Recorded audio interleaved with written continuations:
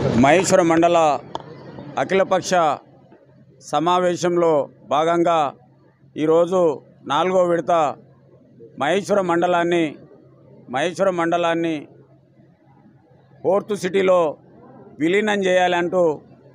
ఉన్నటువంటి మహేశ్వరం మండలంలో ఉన్నటువంటి 33 గ్రామాలు 20 రెవెన్యూ గ్రామాలను పూర్తిగా 4th సిటీలో విలీనం చేయాలి.